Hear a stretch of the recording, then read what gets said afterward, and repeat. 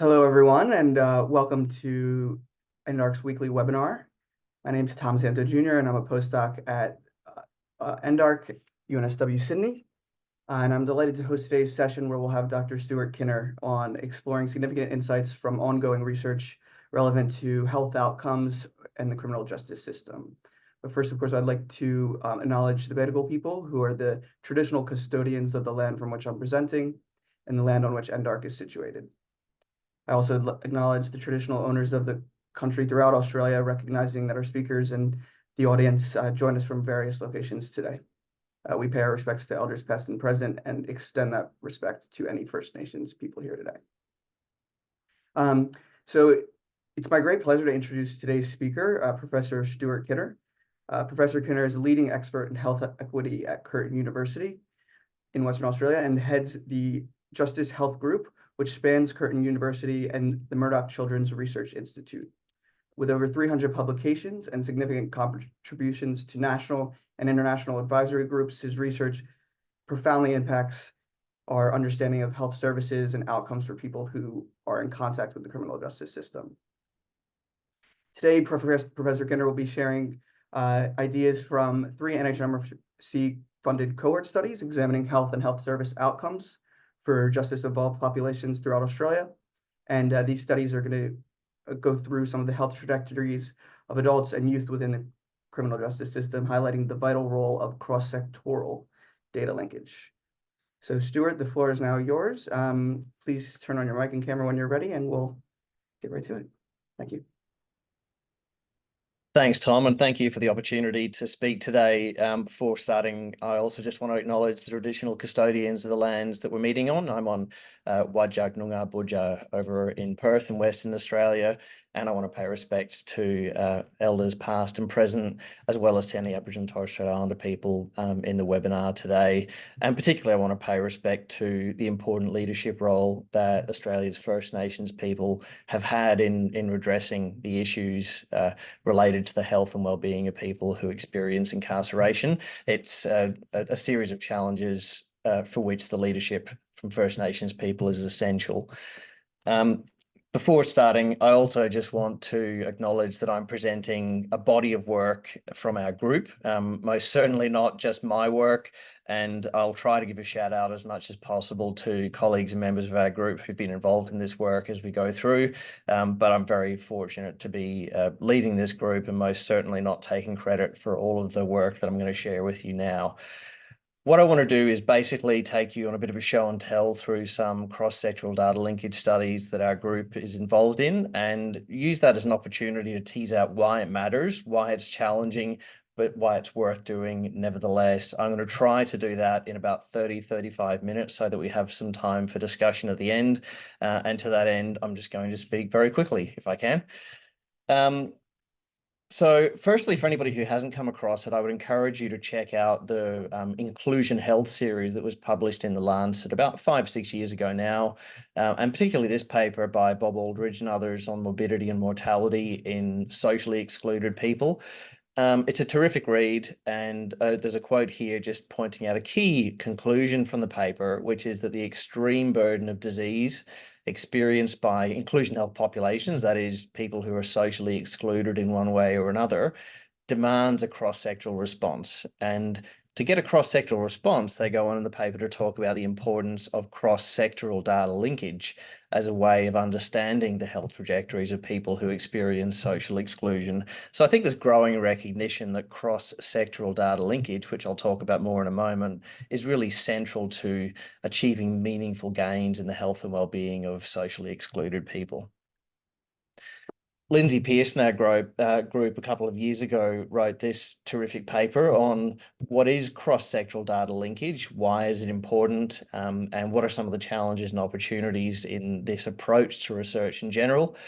Trying to summarize this terrific paper, which I'd commend to you in 4 dot points, a couple of the key things that Lindsay pointed to are the importance of routine linkage of both health and I've got quote unquote non-health administrative data, things like criminal justice data, homelessness data, child protection data, that really should be central to what we do. I saw on LinkedIn this morning, Sandra Di Maio, the CEO of Vic Health, making the point that around 80% of modifiable health conditions are attributable to factors outside of the health system. So really, if we don't routinely consider quote unquote non-health factors in our health research, we're arguably sort of fiddling at the edges in many ways.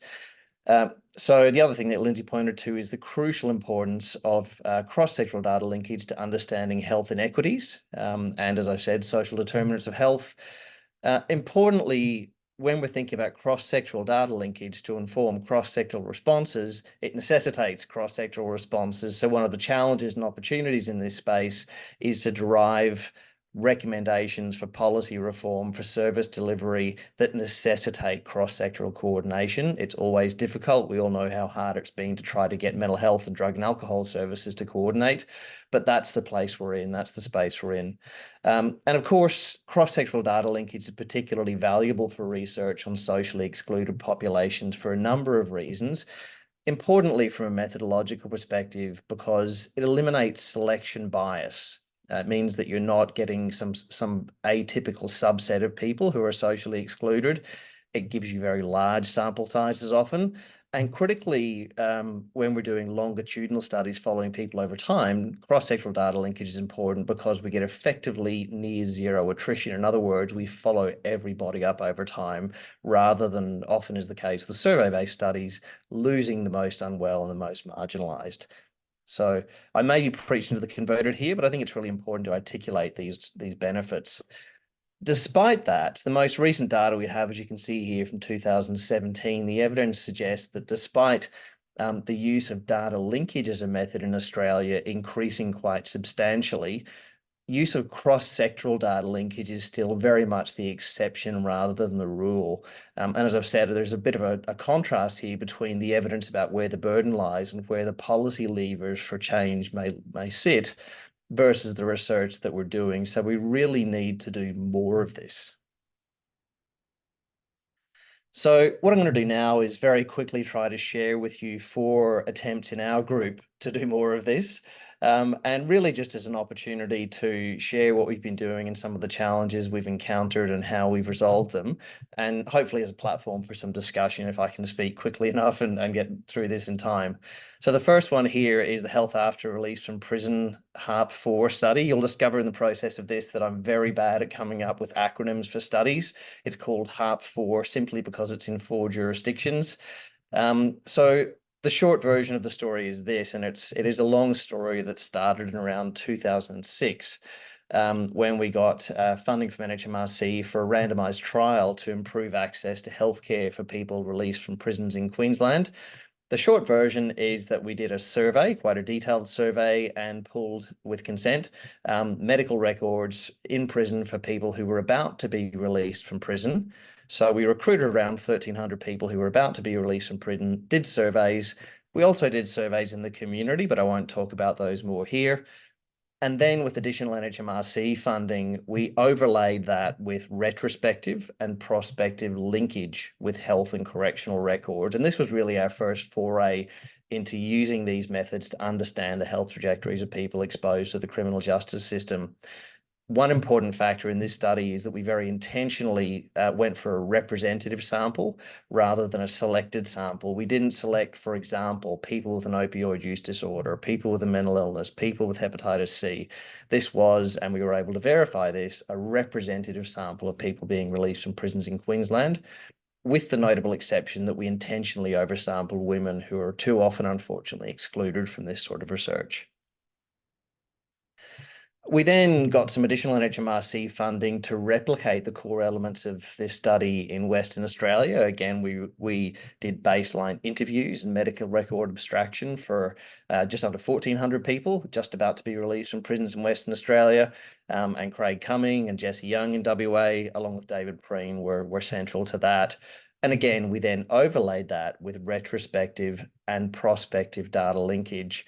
Again, an unselected sample, and again, oversampling women in this study. So between those 2 jurisdictions, we've got around 2,700 people. And we've been working with those data for a while. In parallel, in New South Wales, as I'm sure a number of the people on this webinar know, the New South Wales Justice Health and Forensic Mental Health Network has undertaken periodic surveys of people in prisons in New South Wales, the most recent and possibly the last ever one taking place in 2015. For reasons of serendipity and strategy, the survey that was used in New South Wales bears a striking similarity to the survey that we used in Queensland and WA, such that we had an opportunity to try to combine and harmonise these data. Again, in New South Wales, people who completed that survey gave their consent for retrospective and prospective data linkage. Again, a representative sample. So you can see where we're going here. And then most recently in Victoria, Professor Mark Stuvet and others at the Burnet Institute undertook this study, the Prison and Transition Health or PATH study, a prospective cohort study of 400 men with a history of injecting drug use followed after release from prisons in Victoria. Again, in addition to a survey that has a lot of similarities with the surveys in the other jurisdictions, this study has involved retrospective and prospective data linkage. So you get the idea. What we have now is a cohort where we've harmonized the data across these 4 jurisdictions. And we have a sample of over 4,200 people who we've followed after release from prison.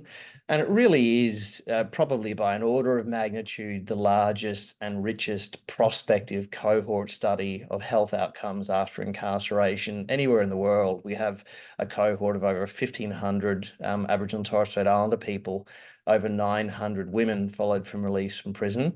And with the data linkage that we're now doing, we're going to have around 40,000 person years of follow-up in this cohort, which is really going to give us some remarkable opportunities to understand their health trajectories over time.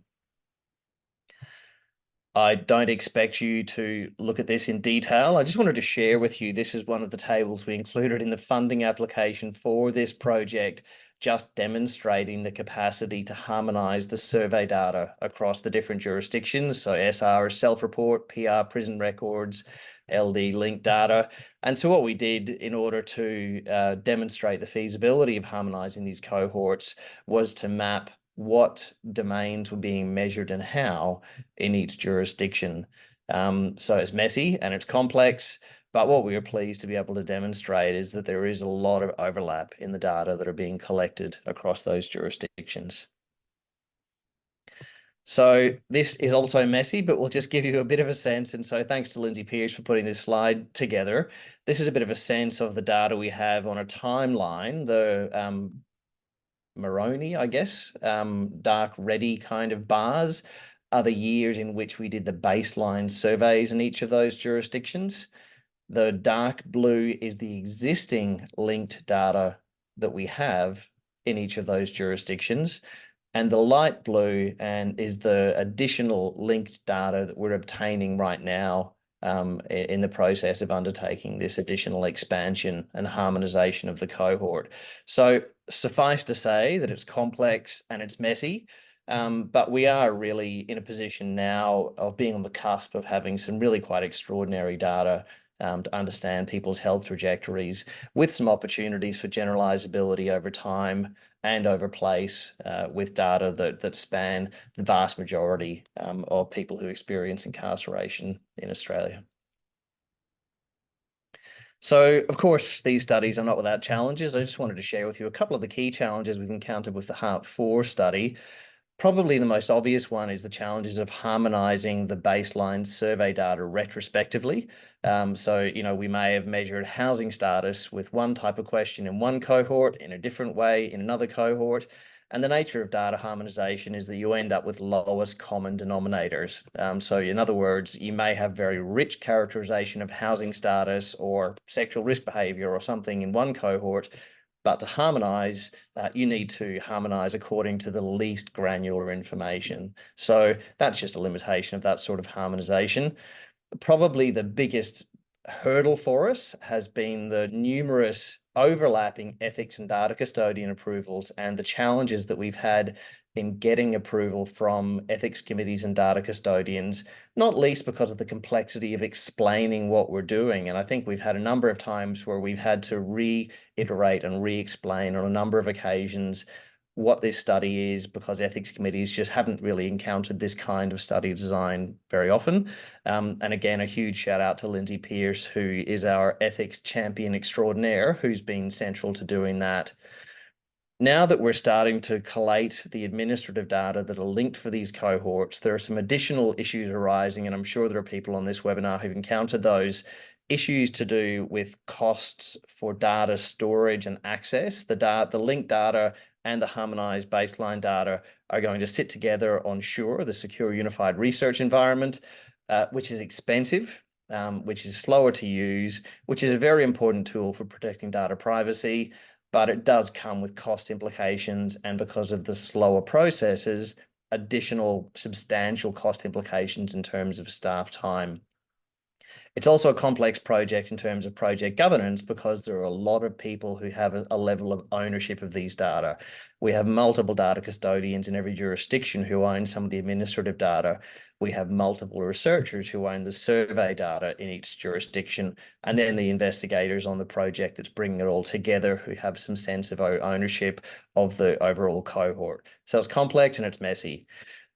One of the more pernicious challenges, but a really important one to navigate, is the tensions of applying Indigenous data sovereignty principles to studies of this sort. Now, a core principle of Indigenous data sovereignty is that data about First Nations peoples should be collected by and owned by First Nations peoples. And in a sense, that's just incompatible with the criminal justice system, where Indigenous peoples in Australia are extraordinarily overrepresented, but there's really limited control or ownership over that. So our challenge has been partnering with Indigenous colleagues and organisations to try to build our own capacity to navigate that appropriately. And it's perhaps something we can come back to in the discussion if there's time. Where next with this cohort? We're in the process of publishing a cohort profile and starting some of our core funded analyses for this grant. We are in the process also of looking for additional funding, as I'm sure most researchers are, and increasing our analytic capacity. We're lucky to have a new postdoc, Darcy Coulter, and a new PhD student, Bahailu Hawult, joining us soon. But there are opportunities for other collaborations. So anyone involved in this webinar who's interested in potentially accessing these data and or working with us on some secondary analyses of those data, we're very happy to have a conversation about that. We've also been in conversation with colleagues in a number of other jurisdictions, including Canada, Norway, and Finland so far, about seeing if there's a way to harmonise these data with very similar prospective cohort studies of people released from prisons in other countries, which I think, again, is really important in teasing out the generalisability of some of the key patterns and findings that we've seen in our data. That, of course, raises a whole new set of issues about harmonizing data across international jurisdictions. But just to prove that that's possible, I wanted to share a bit of an overview of a terrific study led by our colleague, Professor Rowan Borshman at University of Melbourne, currently spending some time in Oxford. This is a study that Rowan's been working very hard on for about 8 years now, called the Mortality After Release from Incarceration Consortium. And it's another NHMRC-funded study that really has involved harmonizing data linkage studies. So harmonizing studies that have linked correctional records with death records in different countries. People on this call may be aware that people released from prison are at an increased risk of death from preventable causes, particularly in the days and weeks immediately after release from prison. But even in the larger studies, the statistical power that we have is fairly poor. So Rowan has managed to successfully address that issue by pulling together so far 30 cohorts of people released from incarceration in 14 different countries. Notably, they're mostly high-income Western countries, and just over 1.5 million people in the combined cohort across these 14 countries.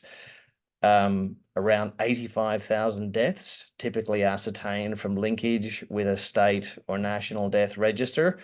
About 10.5 million person years of follow-up time, and up to 24 years of follow-up time, which means that we're not just looking at deaths in the weeks after release from prison. We can also look at deaths 10, 20 years after release from incarceration.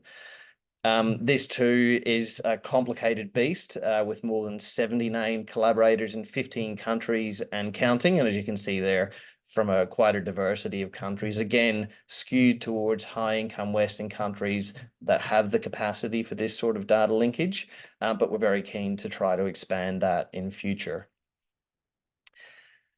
So why do we do that? Why have we bothered to pull these data together across countries? The core point is that we don't know enough about the epidemiology of death after release. So we know that people released from prison are at increased risk of death, but in order to really meaningfully inform prevention, we need to know precisely who's at risk, when, from what causes, and what we can do about it. So we really need a much greater degree of granularity that the epidemiological evidence to date has permitted. So follow-up periods in a lot of studies are short. They might stop after 1 or 2 years after release from prison. And even in populations such as people released from prison, death is fortunately quite a rare event. So we need massive numbers. So Rowan has managed to achieve that with the MARIC study. And how do we do it? So what we didn't do is write to 30 separate research groups and ask them to email us their data. As you can imagine, there's an extraordinary number of ethics and data custodian approvals that apply to each of these cohorts, such that there's no way to actually pull the data together into a single data file. What we have done is a process called individual participant data meta-analysis. And so that's a form of meta-analysis, but really importantly, rather than just meta-analyzing the data that are reported in the literature, which are often very selective and often things that we may care about are missing, we have currently Dr. Matt Legg in our group writing bespoke code in different languages, SAS, Stata, SPSS, and so on, and providing those to the data custodians who then run those analyses and send us back their results, which we then meta-analyze. And it allows us to come up with beautifully harmonized, comparable estimates that we can meta-analyze. So a key challenge for MARIC, of course, is that we don't have a lot of data from low and middle income countries. As I've said before, 26 out of the 30 cohorts are from high income countries. And you can see on the map there that although it is definitely an international consortium, it's not yet by any means a global consortium. It is a very resource-intensive process. So Claire Keane, previously in our group, and now Matt Legg have been working extremely hard to produce the code to minimize the burden on the 30 individual research groups. But it's certainly very resource-intensive at our end, or at Matt's end and Rowan's end. Of course, even though the intent here is to harmonize these data, every data source is different. There's a whole lot of idiosyncrasies that result in complexities for the analysis, for the harmonization and management, and that's something that we're working through. Another issue that has arisen is that often approval for data linkage has an expiry date or a sunset clause. In other words, after a certain point in time, the approval to work with the data expires. And that's an issue that's starting to arise for some of our consortium members, such that while we currently have 30 cohorts, the number of cohorts as we go forward will diminish unless we recruit additional cohorts into the consortium over time. And of course, we also need to maintain relationships, as I've said before, with a lot of different research groups, more than 70 named collaborators, and people move and people change, and trying to coordinate all of that across 14 countries is a little bit like herding cats.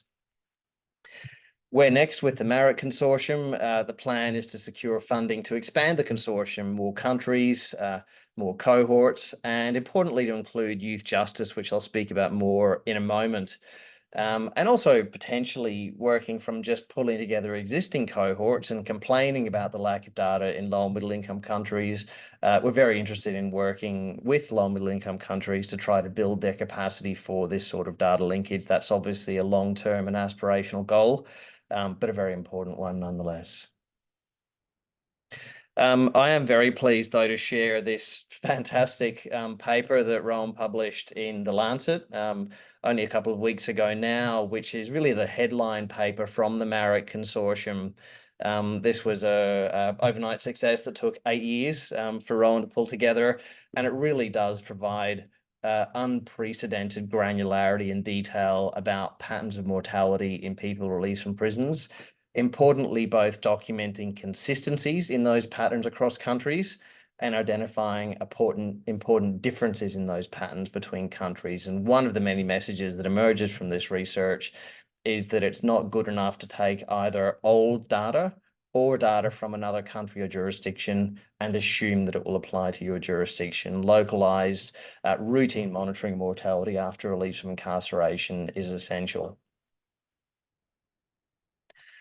I want to just quickly, before I finish up and turn over to a conversation, share with you a couple of our studies looking at the youth justice system. I've worked in this space for about 25 years now, and was surprised initially at the lack of research on the health of people who experience incarceration, but that pales in comparison to the black hole that exists with respect to the health of young people who have contact with the youth justice system.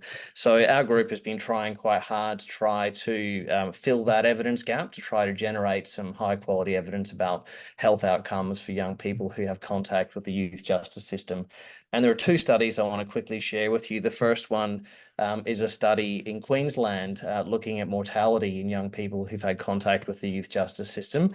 And it's a great credit to youth justice in Queensland for being the first to put their hand up to participate in a study of this sort. As you can imagine, it's not generating positive news stories, but it is generating very important evidence. And I just want to acknowledge this may be triggering for some people. And I see that there are some links in the chat for anybody who may want to have a debrief about any of this after the webinar. Just really quickly explaining the design of this study, we have got a sample of all young people who had contact with the youth justice system in Queensland over a 14-year period. That was 2003 to 2017. So it's just a bit under 50,000 young people over that period. And we've linked those data with three other data sources. And it took three separate data linkage entities to do this. The first was a linkage with correctional records, because you won't be surprised to know that a meaningful proportion of these young people went on to have contact with the adult correctional system in Queensland. Secondly, we linked them with coronial records, the National Coronial Information System. And thirdly, we linked them with national death data and the National Death Index. Importantly, not with a state-based death register, which we've shown will under-ascertain mortality in mobile populations. So at the end of the day, we've got these very rich data about mortality outcomes for all young people who had contact with the youth justice system, including the potential to look at mediating impacts of adult correctional involvement on that. I'm not going to dwell on all of these numbers, except to say that these data again highlight the appalling overrepresentation of Indigenous boys and girls in the criminal justice system. People may be aware that in the most recent data, Indigenous kids are 28 times more likely to be in the youth in detention than non-Indigenous kids. Not only that, they're more likely to have their first contact with the youth justice system when they're younger.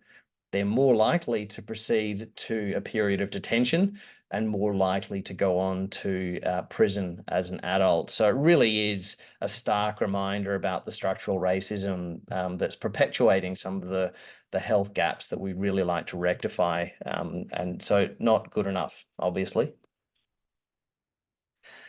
So I'm just going to share a few graphics to share with you the overview of these data. This is all-cause survival. These are survival curves where we follow people over time. If nobody dies, these lines just go straight across the top of the graph. The more steeply they go down, the more people are dying. And the first thing to note here is that these outcomes are not the same for everybody. And tragically, the same as we see for adults released from prison, there are important differences according to sex and Indigenous status, with Indigenous males and females doing worse than their non-Indigenous counterparts. And I note that observation is not consistent with Indigenous data sovereignty principles. I'm pointing it out to highlight the need for change in this regard, and that will require Indigenous-led interrogation of these data to understand why that's happening and what can be done about it.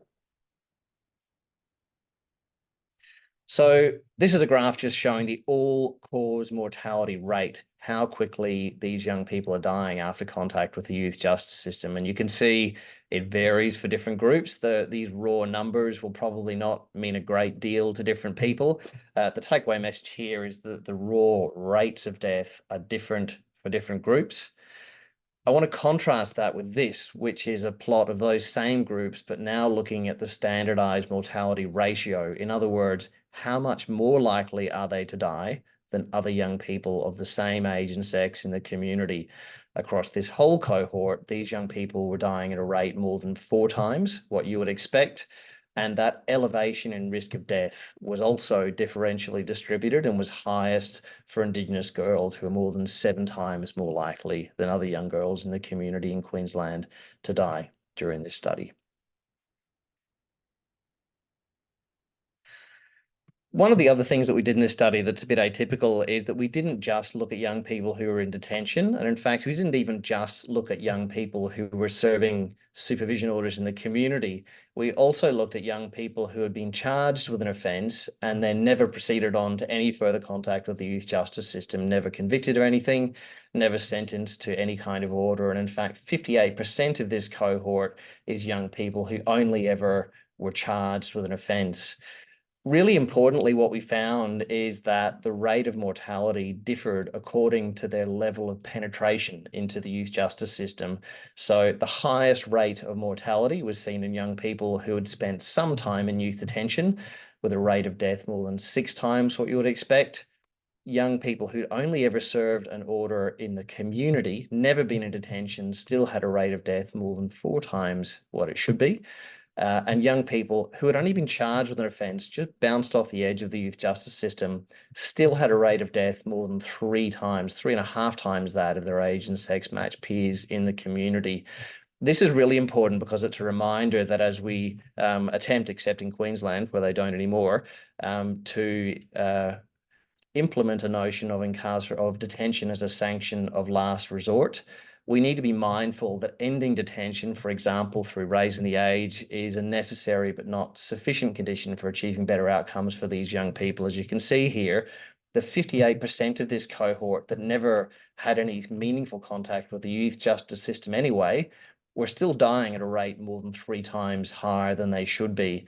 So not detaining young people is important, but in and of itself is not sufficient to ensure that they have better health trajectories in the longer term. One of the other things that I mentioned is that we linked with correctional records, which allowed us to have a look at how rates of mortality differed as people moved in and out of the criminal justice system. And what this graph here is showing is adjusted hazard ratios, so comparing the rate of death in these young people in different settings. The key takeaway here is that you'll be pleased to know that the rate of death in both youth detention and prison is extraordinarily low. Clearly, 1 death in detention is 1 too many, but the rate of death in detention or prison is extremely low. By contrast, what we found is that for the roughly 1/4 of this cohort that served some kind of community supervision order as an adult, in this study, their rate of death was almost twice as high after adjusting for covariates. Now, why is that the case? I don't think it's because parole officers are killing people. I think it's because that ongoing contact with the adult correctional system is a really important marker of pre-existing risk that is not being adequately addressed during episodes of contact with the criminal justice system. And most importantly, what are these young people dying from? And again, I acknowledge that this can be triggering, distressing for people. It's nevertheless, I think, very important to know this and to communicate it to create change. There have been studies in other jurisdictions that have found very different findings from this. There was a study by Linda Teplin in the US, in which 86% of deaths among boys released from detention were due to gun homicide. There was a terrific study by Carroll and Coffey in Victoria, which found that by far the leading cause of death was opioid overdose.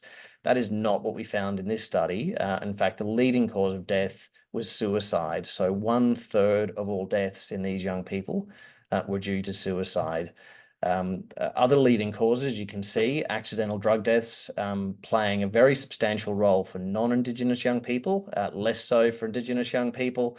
And kind of surprising to us, motor vehicle and land transport accidents also played a very substantial role in preventable deaths in these young people. So much work still to be done. So just quickly, this is the standardized mortality ratio in this cohort by cause. In other words, how much is the risk of death by each cause increased compared to other young people in the community? And you can see here that the increase in risk of death is greatest for drug-related causes. In other words, they were dying from drug-related causes at a rate more than 7 times that of their peers in the community. Dying from violent causes. Mel Willoughby in our group did a PhD on this, around 4.5 times what you would expect. Transport accidents, suicides, also elevated. One other thing that, again, these large numbers allowed us to drill into is that, to our surprise, there was also a meaningful elevation in risk of death due to non-external causes, and that means something not outside of the body, not assault, not overdose, not suicide. And so we wanted to drill into that a bit more. And so Lucas Calefajera and our group recently published this paper in the Lancet Public Health doing just that. So this was a paper looking specifically at the deaths in this cohort due to non-communicable diseases, or NCDs. So 121 deaths due to NCDs in this cohort during follow-up, and 91% of those deaths were in the community. So in other words, these are not deaths that occurred while young people were either in youth detention or in prison. But the median age of death due to a non-communicable disease was 30.5 years. So clearly these are premature deaths, even if they're not due to external causes. And the rate of death due to NCDs was about 67% higher than you would expect in the general community. So it highlights the importance of just providing appropriate primary care and health promotion for young people in these settings. We typically focus primarily on mental health issues, drug use issues, which are also very important. But these findings really highlight the importance of just investing in appropriate care for these young people.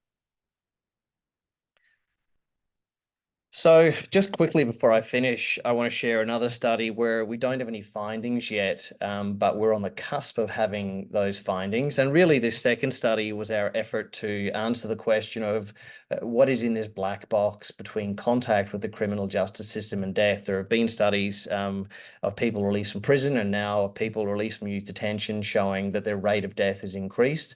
But that in itself is really not enough to inform prevention. We need to know what's happening for people over time. In parallel with that, the Australian Institute of Health and Welfare, which has for about 20 years now been working on monitoring the health of people in prisons, about 7 years ago recognised that it's also important to understand the health of young people in the youth justice system. They did a scoping study and published this report, which I'd recommend you have a look at if you're interested, which in a nutshell concluded that the spine of any such system with respect to youth justice should be routine linkage of administrative data. So in the context of that, we were fortunate enough to get another NHMRC grant to do exactly that. So again, through my complete inability to come up with catchy acronyms, this is the National Youth Justice Health Data Linkage Study. And I just want to very quickly explain this study to you and then wrap up. So the spine of this, as I've said before, is a thing called the National Youth Justice Minimum Data Set. So like other minimum data sets, it involves youth justice agencies in every Australian state and territory, providing basic comparable data with respect to young people in the youth justice system to the AHW, who then collates those data and holds them on behalf of those different youth justice agencies. As it turns out, between the 1st of July 2000, when this started, and the 30th of June 2019, the data were available to us for the purposes of this study and were linkable with other data sets through a thing called an SLK 581, which I can again talk about if anyone wants to get nerdy about that. But this study basically looks like this. We have this cohort of all young people who served a youth justice order in Australia over this almost 20-year period. And we've linked those data with national emergency department records, national hospital records, Medicare records, pharmaceutical benefit scheme or PBS records, and national death records. Now, this turned out to be a little trickier than we initially expected. And what it required is us working with data linkage agencies in every state and territory, in addition to the AHW. So, for example, data on young people who served youth justice order in New South Wales have been linked not only with New South Wales hospital records, but also South Australian, West Australian, NT, and so on. So we've linked the entire cohort nationally with each of those data sets. And again, an enormous shout out to Lindsay Pearce, who has worked relentlessly on getting the approvals for this for a number of years, and more recently, Beck Shuttleworth assisting with that, and also to Dr. Matt Legg, who's been cleaning these data. And we now are on the cusp of having these data available for analysis for a 20-year cohort of over 88,000 young people. And again, around half of these young people identify as Aboriginal and Torres Strait Islander. So we're very aware of the significant responsibility of doing this properly. Again, without going into the detail, this is a bit of a snapshot of the periods of time. And again, the point is the green there is the cohort, and we followed them from 2000 to 2019. But in some cases, we have data for these young people before their contact with the youth justice system. So, for example, we have Medicare records back as far as 1984. In WA, we have hospital records as far back as 1982. So, as you can imagine, it's a very large and complex data set. And I'm glad I have someone as experienced as Matt doing the data cleaning for this. Again, without going into the weeds, this is a slide that Lindsay prepared just to demonstrate how very messy and complex this study was. 14 ethics committees, 20 different data sets and associated data custodian approvals, 7 different regional data linkage units. So it's been a 3-year process. So it's expensive and it's time consuming, but also it's possible. Just to, I won't go into the details here given time, but just to give you a sense of the numbers we're talking about, if we look at the PBS data, for example, we have almost 4.5 million medication dispensing records in this cohort. So we're talking very, very large numbers. So what are some of the challenges of this study? The really extraordinary burden of ethics and data custodian approvals. So to the point where if we add another student or collaborator, we're doing that once a year because it takes about 2 weeks full time to complete all of the amendments required to get those approvals through. The data management is incredibly complex. I can talk about that more if people are interested. Again, the storage costs on Sure are quite considerable, and that needs to be budgeted for on an ongoing basis. I've flagged the issues around project governance and Indigenous leadership, which is critical for this study, and the challenges of applying principles of data sovereignty in a setting where Indigenous children are extraordinarily overrepresented for reasons that have a lot to do with colonialism and structural racism. So where next? Again, we're publishing a cohort profile and trying to decide what are the key papers with an extraordinarily rich data set. We're working with the AHW to look at these data as a mechanism for routine monitoring of the health of kids in detention. Again, there are opportunities for students or other collaborators who want to work with us on papers using those data. Please get in touch. And again, of course, we're always looking for additional funding to keep this going. So just to wrap up, and then I'll stop talking, a couple of the key challenges for cross-sectoral data linkage based on our reflections: the ethics, it's the layers, the burden and the time, and therefore cost of getting the relevant ethics approvals in Australia is still extraordinary. It really is something we need to get a lot better at. Data custodians, particularly in politicized areas like the criminal justice system, function as gatekeepers, appropriately so, but there's therefore always the risk of that influencing both what research happens and how it happens. Costs, time, data quality, capacity is a really critical issue. There just aren't enough people in Australia who have high-level skills in working with these complex linked data, and so building capacity for that is important as well.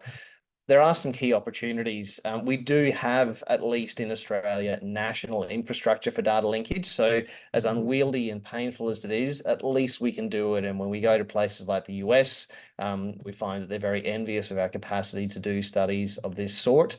The data that we have, despite the pain in getting those data, is really extraordinary. And it really is going to be a game changer in terms of understanding the health trajectories of people moving through the criminal justice system. And the last thing I suppose I would say is that another challenge that we're working on in our group at the moment is finding the best ways to ensure lived experience leadership in this space. There, so far, to my knowledge, there haven't been many people with lived experience who I've worked with who also have a lot of experience with data linkage. And I think that's something that we can work on together because, like any other important and sensitive area, nothing about us without us should be a central tenet of the work that we do. Thank you very much for your time, and this is my shameless plug for our webinar series. And if you're interested in getting those details, just scan that QR code quickly, and I'll stop there. Thank you. Awesome. Thank you so much, Stuart, for that very enlightening presentation. There's clearly a wealth of very important data there. And I can also attest to the webinar series that of the AHJN one that you just posted, and I'll share those details with people after as well. Before we proceed to the Q&A session, where our director, Michael Farrell, will be joining us, I would just encourage everyone to submit questions through the Q&A. We currently only have one, and we'll try to address as many of them as we can. But first, I just wanted to ask a quick question regarding the young people in detention. And you did go through some of the data that you do have available there, but also mentioned the lack of research overall in the published literature and unpublished as well, I assume. And was wondering if there's any reason that you think that that may be, or whether it be in Australia or globally. Yeah, Tom, I can only speculate on why it's been relatively understudied. So Sarah Pellicano in our group is just wrapping up a systematic review of all of the justice health research in Australia ever. And maybe in a future seminar, she can share with you just how understudied these kids are. I think it's probably a numbers issue as much as anything else. I'm aware, we work with the WHO's Health in Prison program, which has forever said that they also care about children in detention, but in practice, the vast bulk of the effort from multilaterals has been around prisons. The numbers are bigger. We're guesstimating that there are 30 million people churning through prisons each year compared to maybe 500,000 children. So there is a big number difference, but these are profoundly marginalized children who, of course, like any other child, deserves the best possible life. Absolutely. And in regards to the challenges with the data, you did mention some of those as far as shore and just the costs and things like that. I'm wondering for other countries that have not expanded so far within this. I know within the US, there appears to be some difficulties there with the lack of data linkage studies, at least, especially in my space where, not my space, but my research area where, overdose and particularly after incarceration is such a large thing where we know that there's a high number of overdose deaths that are occurring there, but not so much data linkage. I'm wondering if you had any opinions on why that is, and if there's a way to potentially explain to people to Yeah, look, I mean, I think, we're like everyone points to Scandinavia as kind of the epitome of terrific data linkage infrastructure, and they are. And I think, it's a combination of wealth and a more collectivist culture and a more centralized governance model. And so all of those things mitigate against, the US, for example, is wealthy, but the other things about, a less collectivist culture and a less centralized model of delivering all sorts of services. So I think, what are the solutions to that?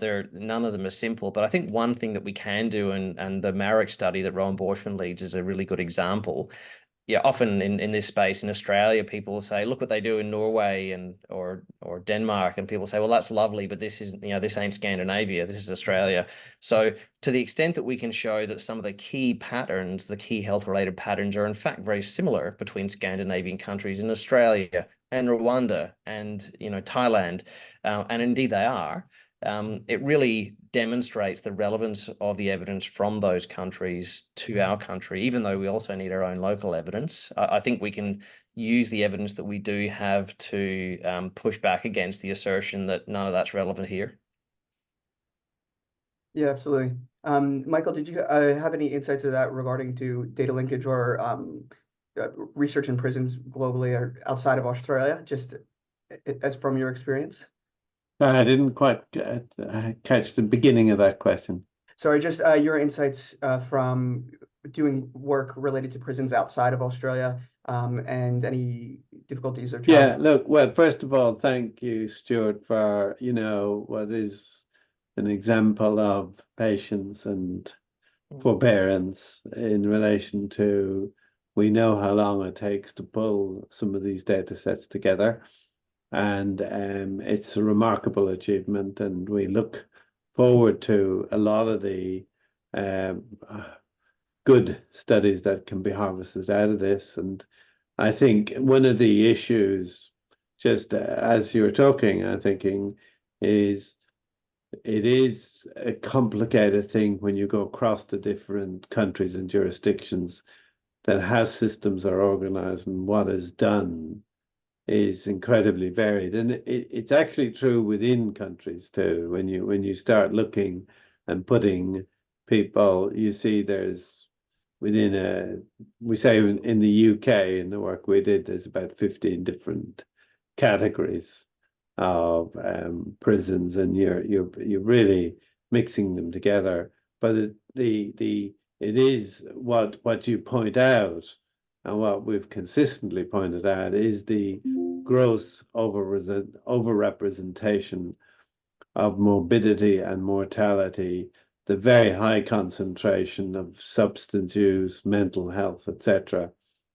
And I think the stuff on youth justice is really important, and it is an interesting question of why. I suspect that the younger you get, the more complicated the ethics around getting permission to pull this data together is. But on top of that, I suppose one of the questions I have is, how do we then begin to think about studies and approaches to that? How do we begin to get people out of this system? Yeah, I mean, again, Michael, I think the answers come from the affected communities. And so again, really at the end of the day, the answer to that comes back to working with Indigenous communities and with people with lived experience of incarceration. And, we've been fortunate increasingly to have opportunities to do that and learn from our colleagues who do that. I think that the key thing that I'd point to is just recognizing that contact with the criminal justice system is typically a blip in people's lives. In Australia, for example, the median time in youth detention is 8 days. And as we showed from our work, even kids who just get charged with an offence and then disappear die at rates more than 3 times what you would expect. So although getting people out of the criminal justice system is a good idea, it really is not going to be enough to stop deaths and other forms of preventable morbidity. And the reason for that is that contact with that system is a very important marker of health inequity. And so if all we do is get people out of the system, then we're really letting those people down. And, it's, again, I'm an absolute advocate for reducing incarceration, but we don't repeat the mistakes that we made around deinstitutionalization from mental health facilities, where we failed to invest in community alternatives adequately. And now in the US, we've got 50,000 people in psych hospitals and 500,000 people with mental illness in prisons, for example. Yeah, there is. We did some other work, but I'm not sure it's finished yet. But where we looked at people who had received a criminal conviction versus those for random reasons that hadn't, and trying to differentiate out the populations. And there's a considerable difference in long-term outcome, with the suggestion, I can't say that it's firm, the suggestion that the sentence itself is significantly damaging. Yeah, look, Real quick. Sorry, I just wanted to get to a couple of the questions in the chat before we head off. And Stuart, Okay. briefly Yeah, answer Tom, that. can I just in Go ahead. 15 Yeah, I wanted seconds, I to just answer want to that. respond to what Mike said there. Yeah, absolutely, Mike. I mean, I think the evidence for the impact of incarceration on health is actually quite weak. The strongest study so far is a study by Anja Dirksvager in the Netherlands, which showed really no effect. So watch this space. Beck Shuttleworth and our group has recently completed a global systematic review of that evidence. Really it's not, absence of evidence and evidence of absence, not the same thing, but there's very little quality published evidence of the impact of incarceration on health. And that's one area where we need to generate that evidence if we want to get impact with assertions that it's causing poor health outcomes. Sorry, Tom. No, no apologies needed. Thank you, Stuart. I thought that this might be a good question to end on, given from Fiona. If you could talk about the ultimate purpose of the research, just to kind of put it all together. Yeah, thank you, Fiona. I mean, that's at the end of the day, if it's just research and papers, it's useless. Couldn't agree more. I think it's a question we often get asked, why are we not doing intervention studies, randomized trials, delivering services? And I think there's two reasons for that. One is that we don't really understand well enough what's going on. And like in every other area where we want to improve health, we need to understand what's going on to inform our policies and our service provision. That's reason one. Reason two is that I think these data are extremely effective, typically because they are the government's own data, for advocacy and to refute assertions that there's nothing to see here, that everything's going well. And there are many people working in this sector who are doing an outstanding job, but it's an area that's underfunded. It's an area that's politicized, and using these data for advocacy to compel change can be really important too. Absolutely. And maybe just one more quick question in regards to FASD, and if you were able to look at that through the youth study. I know that's a very important thing for youth detention. Yeah, look, sadly, no, it's an illustration of the limitations of administrative data. We know from the Banks of Hill study that Haley Passmore and others were involved in WA that the prevalence of FASD and other neurodevelopmental disabilities is very high, but it's typically under-ascertained. And the nature of administrative data is that when something's poorly ascertained, then administrative data are often not a very good way of studying it, because we're only picking up the cases where it has been identified. Well, thank you so much, Stuart, and thank you, Catherine, for that question. Again, we truly appreciate the time that you gave and the work that you're doing in this area. It's a definite inspiration as someone, for me, definitely trying to get started in the incarceration research space. It's such incredible work, and thank you for sharing again and coming to our webinar. Appreciate it. Thank you. Thank you, everyone, for attending. We do have the upcoming webinar next with Michaela Kowalski, and so that'll be on the 16th of May. And thank you, everyone, again for joining, and thank you, Stuart and Michael, for joining the panel, and Stuart for presenting such great work, and appreciate your time. Thank you. Thank you, Tom.